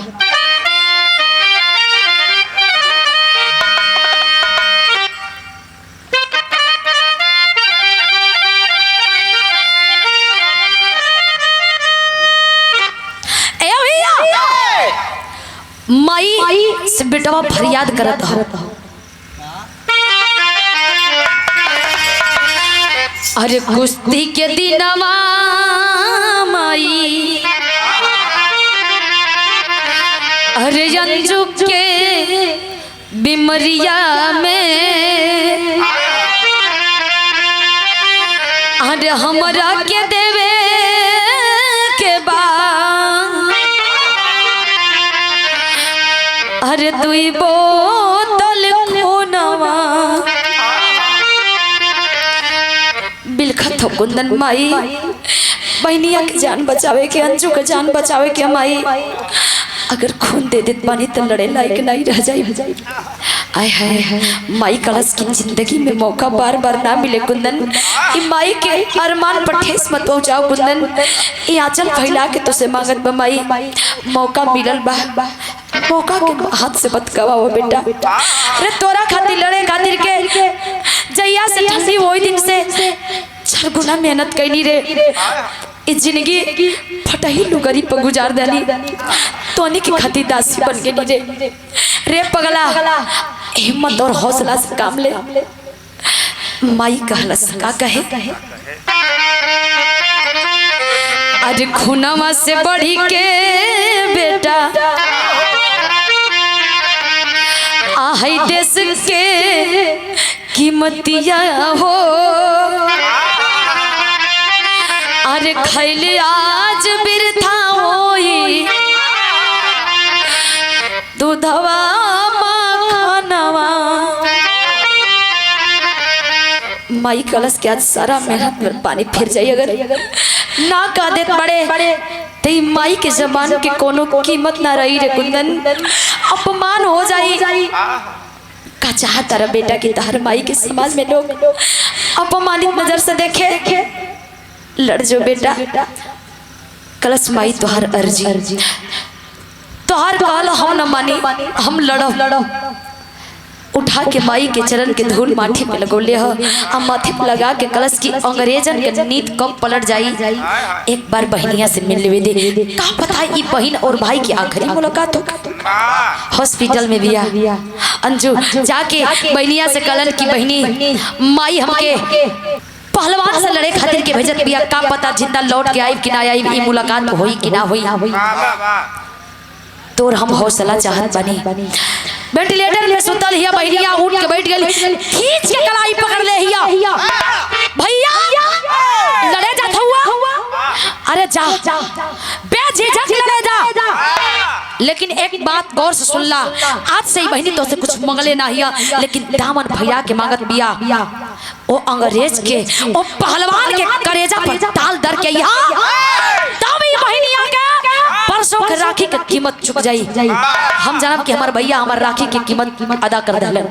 ए पंचो बहनिया जब ऐसे कालस भैया पान के सर पे कफन मौत का परवाह किए बिना निकल पड़ा जवान मैदान में लड़ने के लिए। बिरहा में शैली लगल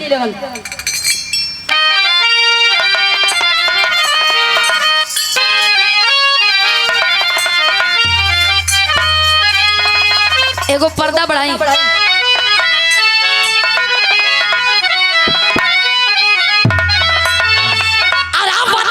कैसे जाई पनिया, अरे भैया वतन के कैसे जाई पनिया, जवाने हिंदुस्तान के लोहा माने दुनिया, यार हो दुनिया।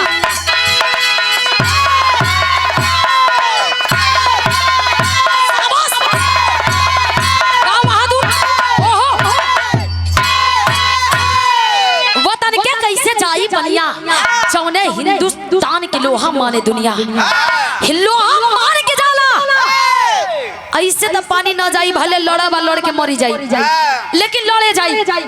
चलल बा बहादुर बघेला जब चलल बता यहाँ चौलरिया लगता।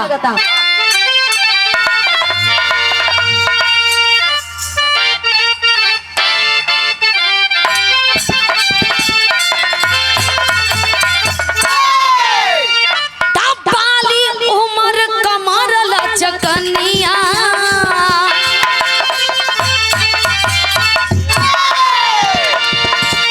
बाली उमर कमरल चकनिया, बाली उमर कमरल चकनिया, गोरिया खींचे निहुर के पनिया, गोरी के झूले झूलनिया।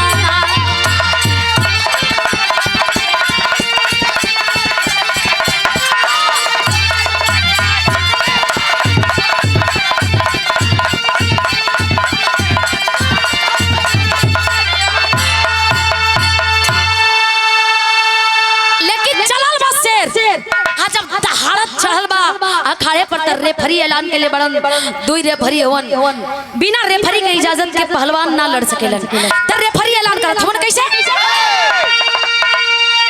दंगल पीछे चला है हीरे,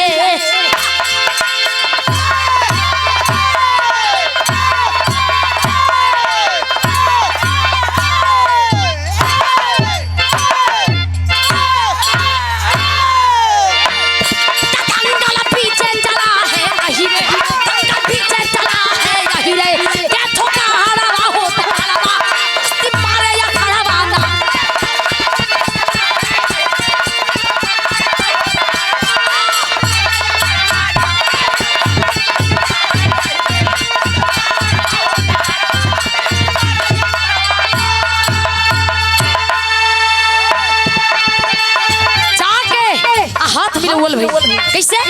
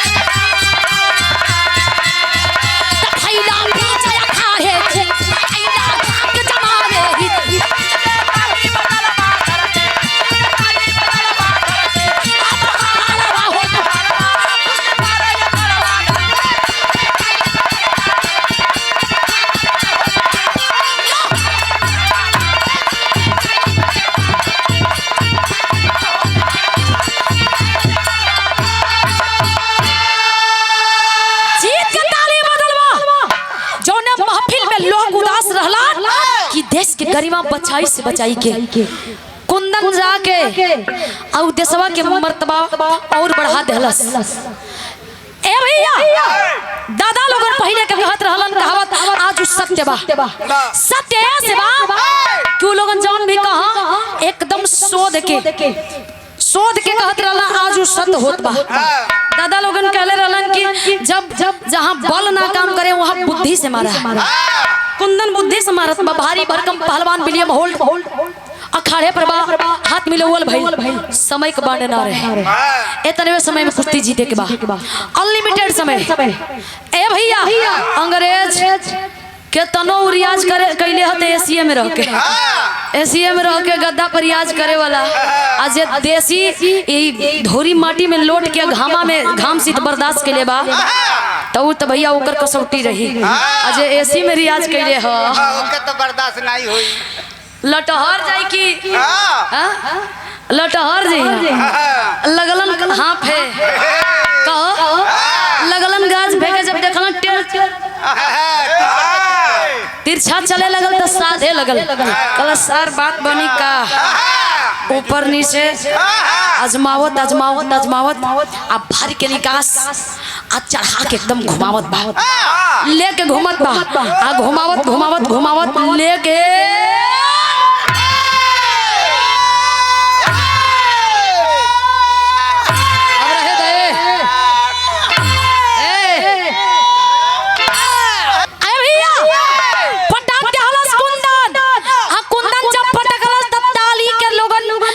ताली बजा था गड़गड़ गड़गड़ ताली के मारे कुछ सुनाई नहीं देत बा मारे फूल माला की बरसात होत बा। जैसे नेता लोगन का वोट का गिनती होला तो नेता लोग भरपूर तैयारी में जाला बाजा वजा लेके माला वाला लेके कि हम जीतब आज जे जीतेला ओकरा पीछे बाजा बाजता माला पहिरावता फूल बरसावत लोग आवेला। ओही खाली कुंदन के घोड़ा पर बैठा के माला पहिरा के फूल बरसावत बाजा बजावत लोग लेके चलल बा घरी को प्रस्थान के ले बा। बुढ़िया माई के पता चलल कि बेटा हमार जीत गईल। खबर लगल माई कलश की कुंदन से पहले हमारा घरे पहुंचे के बा। हर हालत में बुढ़िया सोटा लेके कितना चले फटाफट कोनो गाड़ी ओड़ी ई रिक्शा देखलस आ देख के अपन बैठल आ चलल बियाई तो जुलूस के साथ यहाँ तो आराम से यहाँ माई पहुंचत बिया घरवा तो घरे जब पहुंचल तो आल हमें प्रमाण मिलल का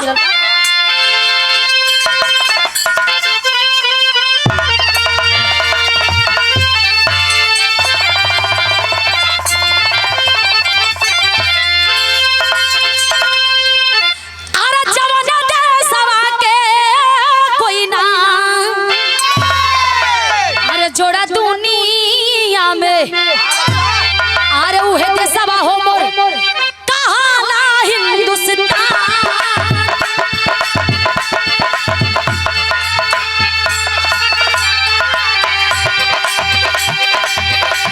जहाँ के विश्व विजयी रहलन कामा पहलवाना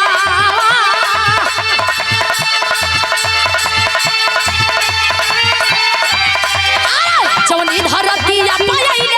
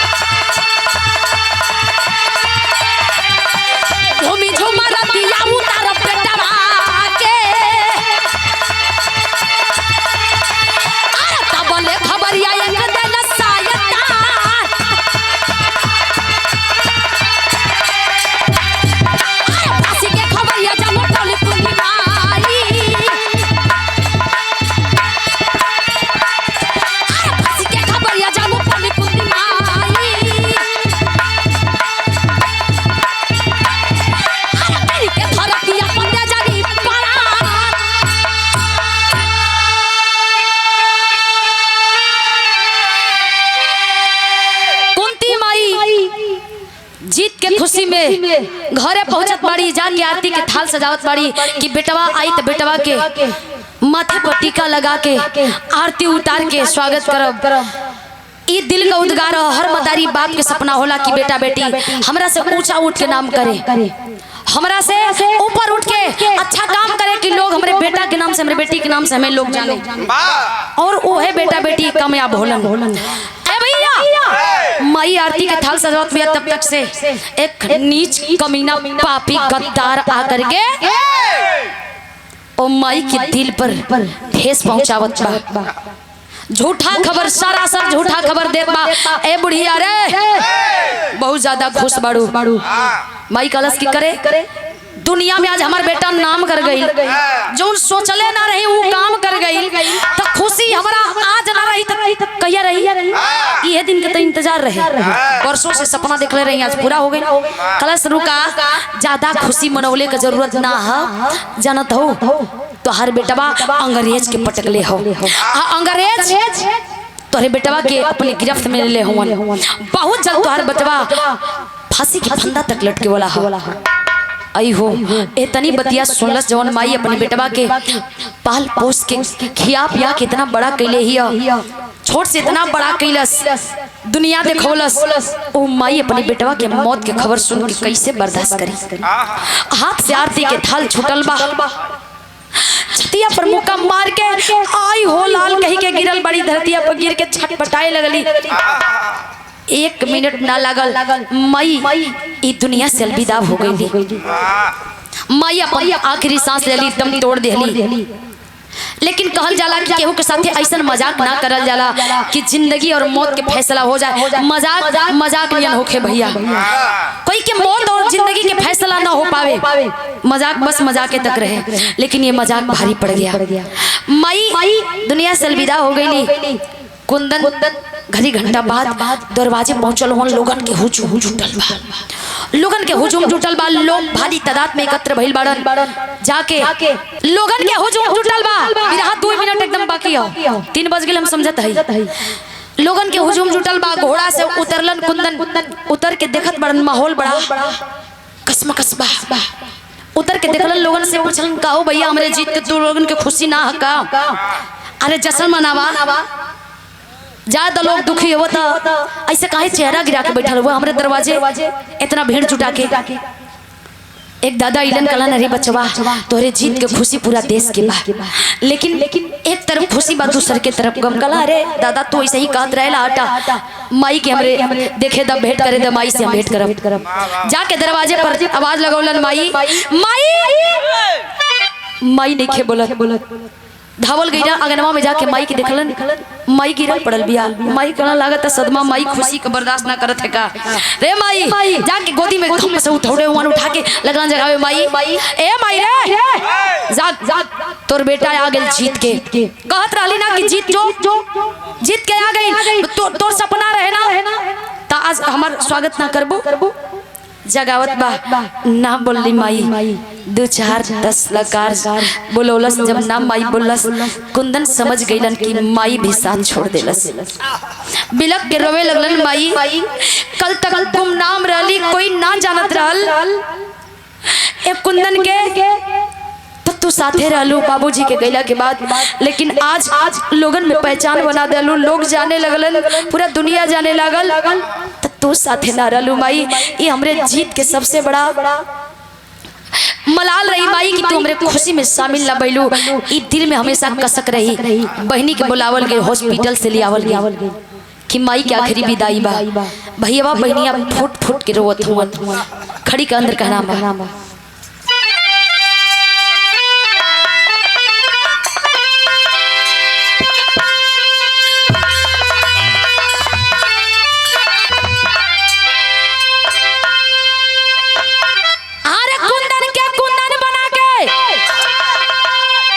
और पर्दा लगाई तो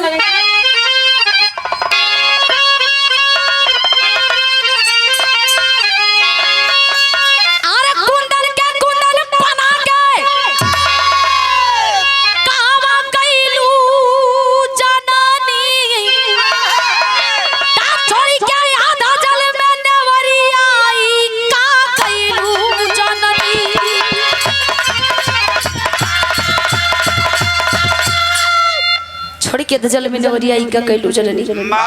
अरे माई हम तोर दूध का कर्जा तो ना चुकौनी, लेकिन सोचनी है तोर कहल फर्ज निभा दे, लेकिन वो ना निभा पौली। हम दुनिया का सबसे बदनसीब बेटा बानी। अरे कम से कम ई बहनिया के कन्यादान कर देले वो तू तो थोड़ा सर के बोझा हल्का हो गेलो। एहू के हमरे मथे छोड़ के चल गेलो।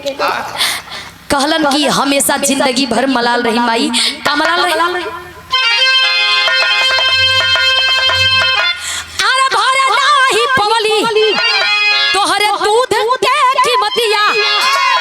आरो में भैया बहनी आज फूटल की सामतिया। तातोड़ी के ममता के बंधना माई का अरे कैलू जननी। तातोड़ी के याद जल में नेवरिया ई का कैलू जनन।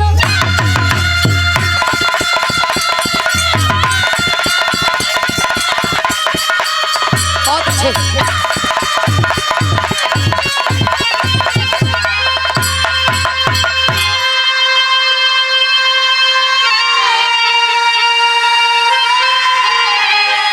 छोड़ के धजल में नेवरिया ई का कैलू जननी, ई का कैलू। लोग समझौलन आज एह माई के यहाँ स्थापना भइल, भक्त गणैले आज लगातार 9-10 दिन से हर्षोल्लास के साथ पूजा होत बा। लेकिन एहू माई की विदाई जब ए माई के विसर्जन हुई तो लोगन के ना चाहते हुए भी आंख से आंसू आई। लेकिन दुख तब होला कि नौजवान भाई लोग लेके जाला विदाई करे, वो समय दुख होला। कहीं पुले पर से ढकेल देबा, कहीं कुछ और तोड़ बिगाड़ देबा। अरे सम्मान पूर्वक जब लेकर के आए हैं तो सम्मान पूर्वक ले जा करके उनको विसर्जन भी करिए। सच्चाई तई है कि माटी के माई आस्था से पूजल जाली और घर के लक्ष्मी लाते से लतियावल जाली।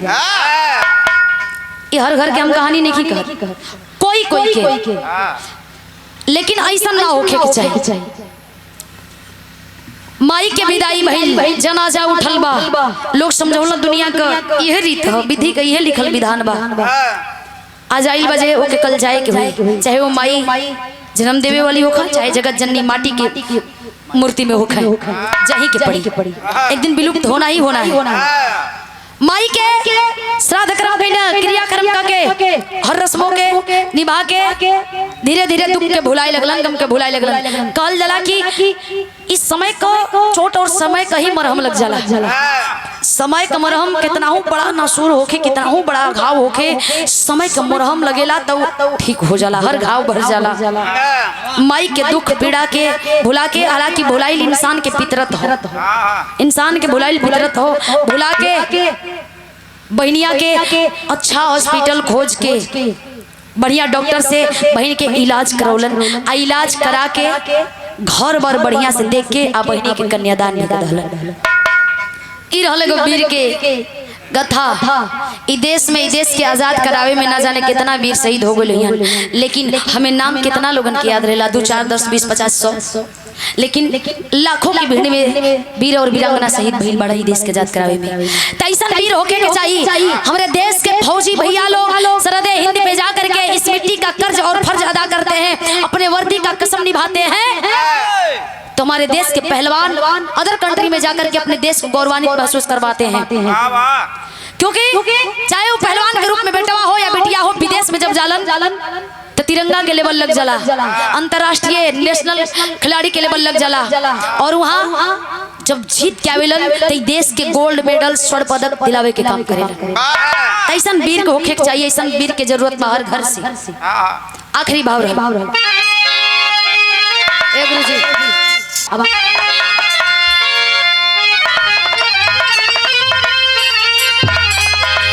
पत्तू छे बरकासी बुल्लू सुखनंदन